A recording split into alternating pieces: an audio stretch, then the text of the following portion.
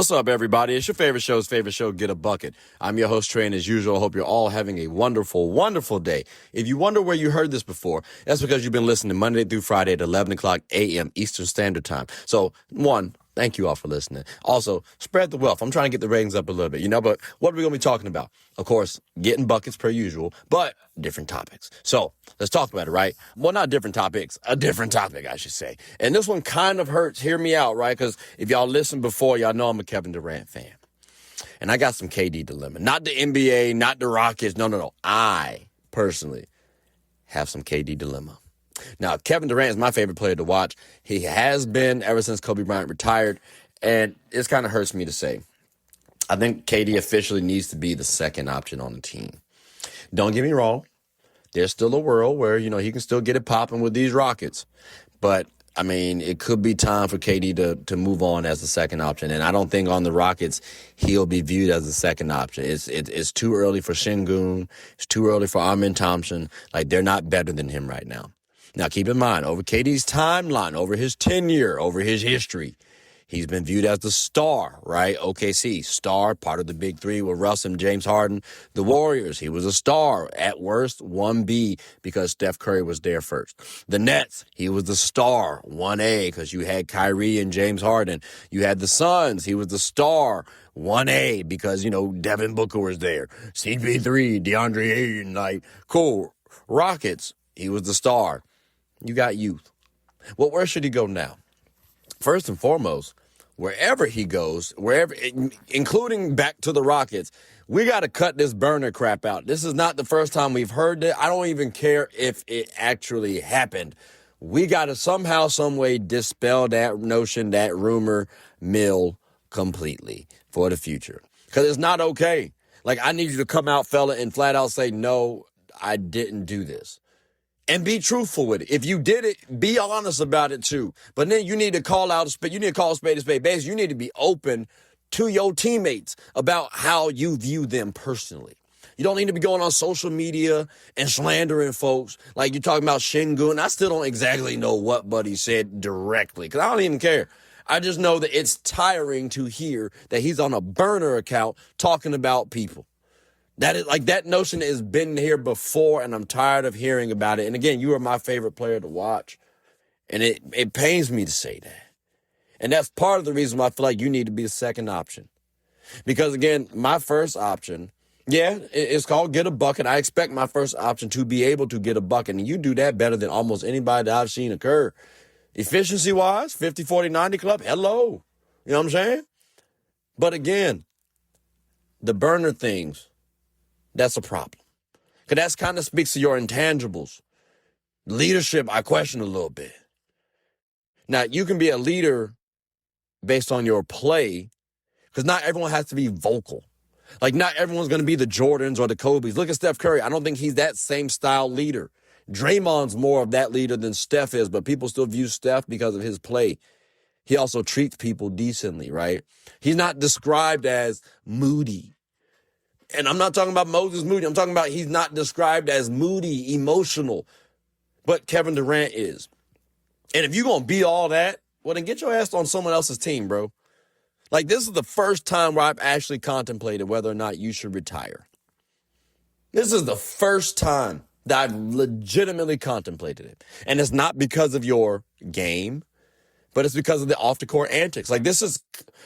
There's a world where, he's too good to get blackballed the way that Carmelo did, to be clear. But there's a world where we can start having that discussion. Now, if he does decide to go somewhere, right, where would he be the bona fide second option? Off top, I'm thinking the Timberwolves, right? You got Anthony Edwards there. Pairing with Ant's favorite player to watch growing up. That's a good one. I like that one. How about the Pistons with Cade Cunningham? Because, keep in mind, Ant Edwards, he can defend on the perimeter and still get a bucket. And then, you need to drop the basketball off somewhere, blot out. KD right there. That's an efficient 25 that you can just bank on a nightly basis almost. Because, again, if he gets doubled, well, hell, you got to send the ball somewhere, KD, and Ant-Man got to be around the corner somewhere. So if you're doubled or if Ant's doubled, that means one of y'all getting single coverage, which means the world makes sense. Just say it. But again, that's the Wolves. Same thing with the Pistons because they got Cade Cunningham. And keep in mind, Cade just need a second bucket getter, bro. Now, don't get me wrong. Toby has been hooping his tail off. He has been getting a bucket for sure. But I think if you had to choose between Tobias Harris and Kevin Durant just to get a bucket, I think you're picking Kevin Durant 10 times out of 10 and twice on Sundays. And no disrespect to Toby because Toby has been hooping. I like Toby. I've been like Toby. Hell, I like Toby when he was at Tennessee and he was a little chubby. Like, I appreciate Toby's game. I thought Toby was fringe all-star caliber player when he was at the Clippers. Like, Toby, I like Toby. But that's a place where he can go for the Pistons. The Magic, they already got Paolo Banchero. Now, there was a Bleacher Report notion that they said they should trade Paolo for KD. I think that was dumb. Whoever came up with that article is stupid. But getting Paolo to pair with KD, I think it's ironic. Because Paolo's rookie year, he tried to request KD to actually go to the Magic. So seeing him actually be there now, I think that would be kind of interesting. But again, the Rockets, they needed extra scoring and more shooting. And guess what? Getting a bucket is what Kevin Durant does at an efficient level. Now, how about the Denver Nuggets? So we got Nikola Jokic, which was my request years ago, ladies and gentlemen. Years ago. I already made the video. One of my boys even said, you on to something there, Trey? Like, hey, dog, let's make it happen then. Because I think Jamal Murray is not the second option that we need for that team. In fact, I think he's best as the third option, even though he was snapping in the playoffs. I'll give you that. They won a championship, solid duo to work with Jokic.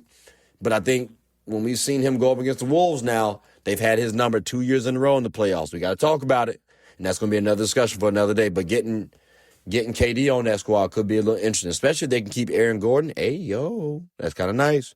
How about if KD spins the block back to the Warriors? They already got Steph Curry, who is the head honcho. I think if KD goes back there, even if he is viewed as the best player, he's still viewed as the second option. And this is that redemption tour. Also, I saw a notion that they would get Braun, the Warriors would try to get KD and Braun to pair with Steph and Draymond. I'd actually watch that team. Hell, I might even root for them. Because that would be interesting to watch. I can't even hold you. But seeing Kevin Durant go back to the Warriors, definitive second option. And it actually helps Steph Curry's legacy out a little bit, too, because now people can say, well, see, Steph Curry's the number one option the entire time. I don't know. We can figure it out. How about my Lakers? Because I did mention Braun, right? How about my Lakers? We already got Luka Doncic as our one option. It's good in theory. I'd have to see it work out. But again, Luka there. He don't have to be the second option. Luka can still score, and then he can get doubled. You playmate to Kevin Durant, who, again, is a 50-40-90, at least in the regular season. But then in the playoffs, he's not bad either, and that's still 25-plus points, which, as your second option, just ask the Celtics how they felt about that, because they have two players who can get 25 a night. That's kind of spectacular. And they're always going to be viewed as contenders because of that, along with their team construction. But that's a big part, to be clear.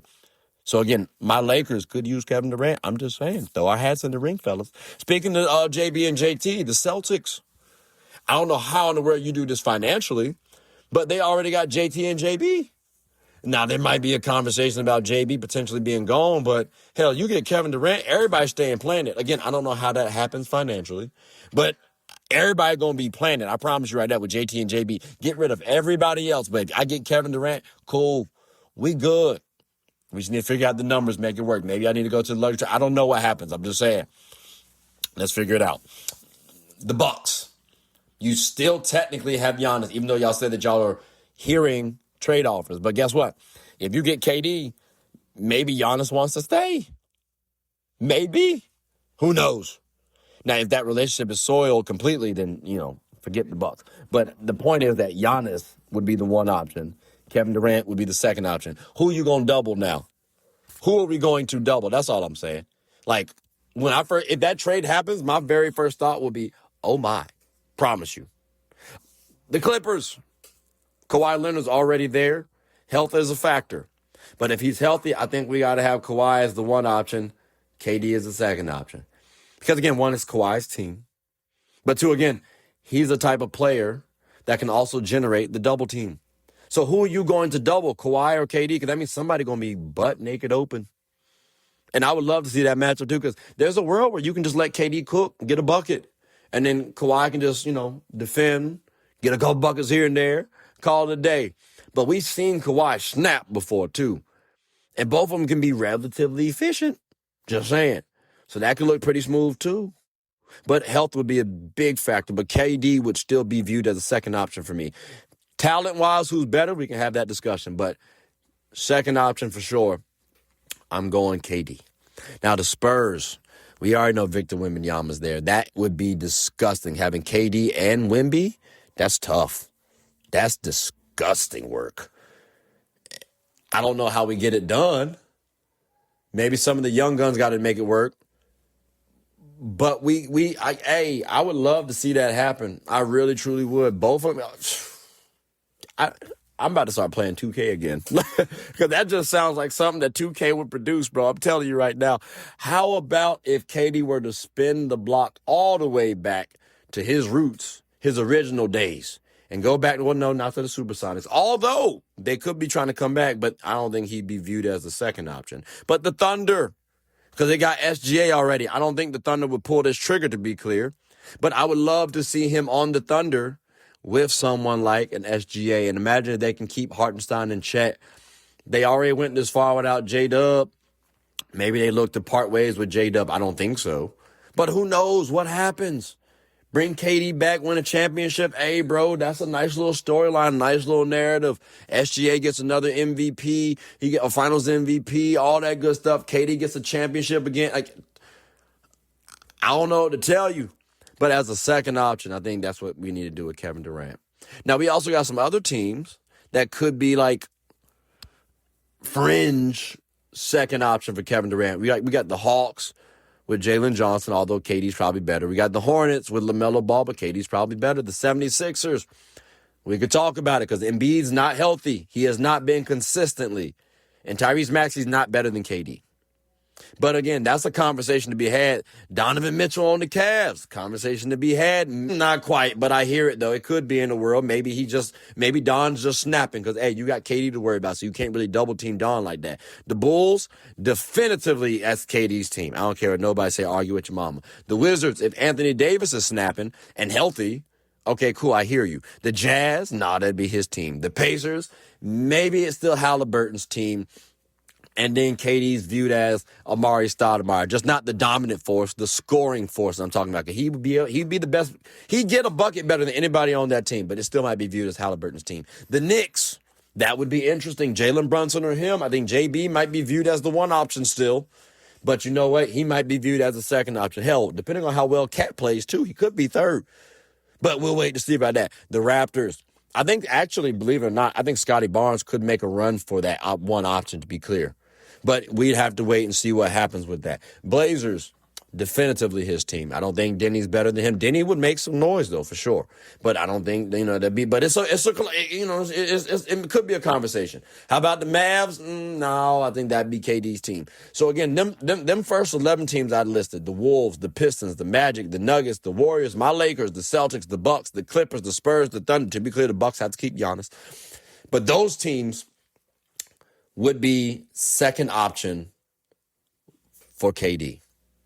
But I'm curious, ladies and gentlemen, boys and girls, one, do you think it's time for KD to be viewed as the second option?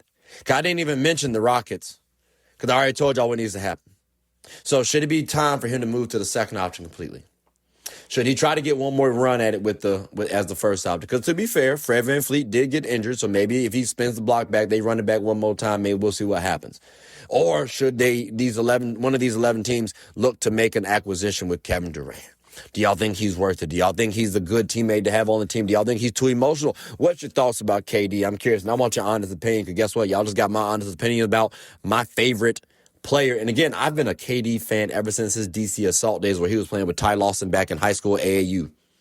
That might have dated me a little bit, but I'm telling you right now, that's how long I've been a KD fan. And for me to take this statement right here, for me to take this stance right here, that should speak volumes. So I'm curious what y'all think. But ladies and gentlemen, boys and girls, that does conclude the end of the episode. So please make sure to like, subscribe, comment, tell anyone about the show. My name is Trey. I'm the host of Get a Bucket. I hope you are all having a good one. Take care.